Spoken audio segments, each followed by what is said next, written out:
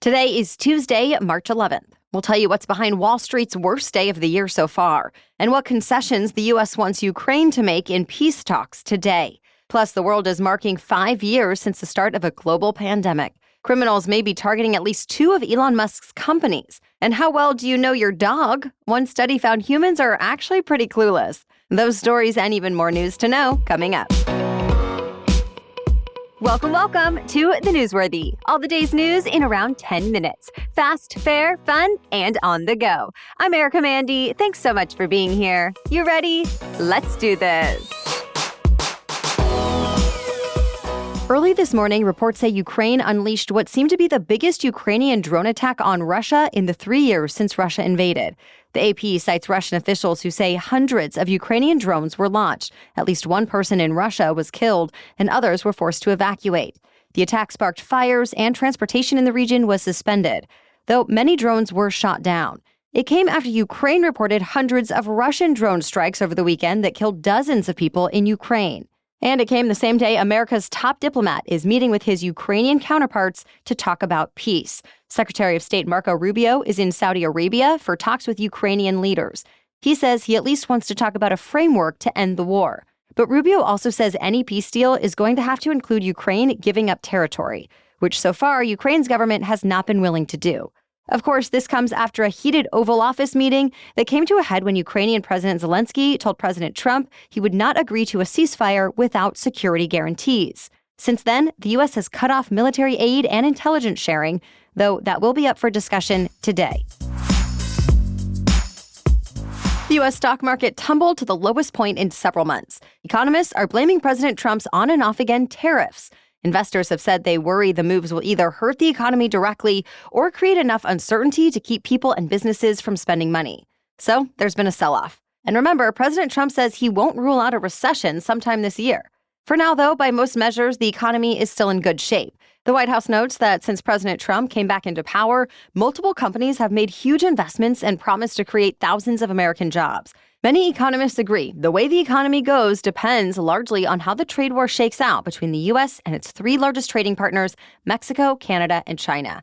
Just yesterday, China imposed retaliatory tariffs of up to 15% on American farm products, for example, corn, soybeans, and beef. And the Canadian province that exports electricity to Americans raised power prices by 25% for Minnesota, Michigan, and New York. Things won't end here either. The Trump administration has said it will put in place a 25% tariff on all U.S. steel and aluminum imports later this week, and many more tariffs are set to go into effect next month on Canada and Mexico, unless President Trump sees more progress on the borders. To be continued. You know how yesterday we told you about a Palestinian protest leader who was arrested by immigration agents? The Trump administration is now trying to deport Mahmoud Khalil, even though he does have a student visa and a green card. The issue, though, is U.S. officials say the anti-Israel protests he helped organize at Columbia University glorified a terror organization, and that means they can revoke his visa and green card. Even the president himself spoke about this case, saying more arrests will soon follow. Not everyone agrees it's warranted, though. Hundreds of protesters have been rallying in New York City, calling Khalil's arrest an attack on free speech. And yesterday, a federal judge blocked the Trump administration's attempt to deport Khalil, at least for now. A hearing is now set for tomorrow, where the protest leader is expected to make an appearance. At this point, he has not been charged with a crime. Stay tuned. Today marks exactly 5 years since the World Health Organization declared the COVID-19 outbreak a pandemic. In these 5 years, the U.S. has recorded more deaths from COVID-19 than the Civil, World, and Vietnam Wars combined. Sadly, hundreds of Americans still die from it every week. But COVID-19 is no longer considered to be an emergency. It's transitioned from a pandemic to an endemic disease, meaning it's accepted as part of normal life. The latest variants of the disease are no longer as severe or as contagious. And a new Pew Research poll found these days only 1 in 5 adults say COVID-19 is a major threat to the health of the American population as a whole. Though life is still different because of the virus, socially, economically, and politically. The pandemic changed healthcare, work, technology, travel, media, relationships, and so on. And anthropologists plan to study the impacts for many years to come. More news ahead, but first, I want to take a moment to talk about today's sponsor. Collagen is not a miracle, but it is proven to help you look and feel healthier. And Ancient Nutrition makes a great high-quality version that has 10 types of collagen from 10 real food-based sources. I love that Ancient Nutrition's mission is to combine the best of ancient wisdom and modern science. Because yes, their multi-collagen advanced lean supplement is powered by clinically studied ingredients that promotes healthy weight management, building lean muscle, and more. Collagen can also reduce joint discomfort and improve the look and growth of your skin, hair, and nails. I know I've already felt a difference, and it's really simple to use. I've been scooping some into my morning smoothie, and I love knowing I'm doing something good for my body and my health. It's totally normal that our body's natural building processes slow down as we age, but that doesn't mean there's nothing we can do about it. So right now, Ancient Nutrition is offering 25% off your first order when you go to ancientnutrition.com/newsworthy. That's ancientnutrition.com/newsworthy for 25% off your first order. ancientnutrition.com/newsworthy. Now back to the news. All 193 countries in the United Nations agreed on one thing this week: more needs to be done to achieve gender equality. They adopted a new declaration to promote equality for women and girls. It actually came exactly 30 years after the Beijing Women's Conference, where the world's nations famously adopted a roadmap for gender equality. 30 years later, the UN says no country has actually achieved the goal, and there are major obstacles left to overcome. So this week's new declaration calls for concrete action to do things like prevent violence against women and girls, make sure girls get access to quality education, put a stop to women's unpaid work by expanding childcare systems and encouraging men to take on household responsibilities, and more. The declaration also suggests UN member nations nominate a woman as the next Secretary General for the first time. And that decision will be made next year for a term that starts in 2027. What the world needs now is more fossil fuels. That's the message from President Trump's new energy secretary, who promised this week to reverse America's focus on climate change. Energy Secretary Chris Wright is a former fracking executive, and in a speech to oil and gas executives this week, he called climate change a side effect of building the modern world. He said poor countries especially need oil, gas, and coal to lift themselves out of poverty.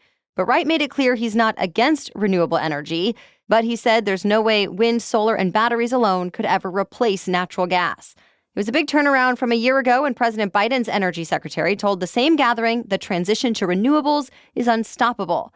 Even still, oil and gas production soared to record levels under Biden, and Trump has said he wants to top that. He's also suspended all clean energy development on federal lands for now. Tech billionaire Elon Musk says his social media platform is under cyber attack. And with that, thousands of users have tried to log on, only to find X not available. Musk told Fox Business attackers had IP addresses originating in Ukraine, and he says the attack was done with a lot of resources. But cybersecurity experts say that doesn't mean much, and the hackers could still be anywhere in the world. At this point, it's not clear who is exactly behind this cyber attack, but it may have pushed people to X's competitors. X outage has been trending on the rival platform Blue Sky, with some posts welcoming users to the site and urging them to stick around. This all comes in the face of growing backlash against one of Musk's other businesses, Tesla. The so-called Tesla takedown movement encourages people to, quote, sell your Teslas, dump your stock, join the picket lines, mostly over Musk's involvement in cutting government workers and spending. Many protests have been peaceful, but there have also been some reports of violence, vandalism, and arson. Tesla's stock is struggling too, and the company has lost more than half of its value since last year. Real estate broker Redfin has a new buyer with a new vision for one-stop home buying. Rocket Companies is acquiring Redfin. Already, the finance and real estate holding firm owns brands like Rocket Mortgage, Rocket Money, and Rocket Loans. But now that it's also getting Redfin, the goal is to streamline the process so people can connect with their real estate agent, lender, title company, and mortgage servicer all at the same place. Zillow actually has a similar goal. A couple of years ago, Zillow announced a housing super app. It's since rolled out a smoother process for buyers to connect with agents, home tours, and mortgage financing, though it's not available in all markets just yet. As for Rocket, the all-stock deal values Redfin at $1.75 billion. The acquisition is expected to close later this year. It may seem simple to know when your dog is happy or sad, but new research found humans actually aren't so great at reading animal emotions. In the study, people were shown videos of a dog reacting to both negative and positive things, like a treat or a punishment. Then researchers asked what the dog was feeling. What they found was when people could actually see what the dog was reacting to, they were more likely to rate the dog's emotions correctly. But when the context was removed, they couldn't see a real difference in the positive or negative reactions. And when the footage was edited so it looked like the dog was shown something positive when it was really something it didn't like, people judged the emotion as a positive one. In other words, people seem to pay more attention to the situation than the dog's actual behavior. Granted, this study did have some limitations. For example, researchers say people probably would have noticed if the dog's emotions were extreme, but scientists didn't want to subject the dog to extremely negative experiences. And people may have also performed better if they were evaluating their own dogs. Still, researchers say they hope the study is a wake-up call to pet owners that if they want to really understand, they might have to block out the situation and zero in on the dogs themselves. Well, that's it for the main news today, so now it's time for Trivia Tuesday, when we ask a different trivia question every week. But first, a quick break to thank our sponsor, Bombas. I admit it, I've held on to socks way too long in the past. It wasn't until I started getting holes in the toes that I realized, yes, it was time for an upgrade. And wow, I did not realize what I was missing. Bombas socks are so high quality, functional, and stylish. I love my Bombas socks, and I love that they have a sock for every occasion. For example, if you want to be more active this spring, Bombas athletic socks are a must-have. Their engineers have somehow created a blister-fighting, sweat-wicking sock that can help you thrive. Or grab their socks for your everyday errands with arch-hugging, cushioned pairs that'll keep you comfy. Whatever you need, Bombas has you covered. And of course, I love that every comfy pair you purchase, Bombas donates another comfy pair to someone facing homelessness. How great is that? Plus now, Bombas is going international. Enjoy worldwide shipping to over 200 countries. Head over to bombas.com/newsworthy and use our code newsworthy for 20% off your first purchase. That's Bombas, BOMBAS.com/newsworthy with the code newsworthy for 20% off your first purchase. Bombas.com/newsworthy and use code newsworthy.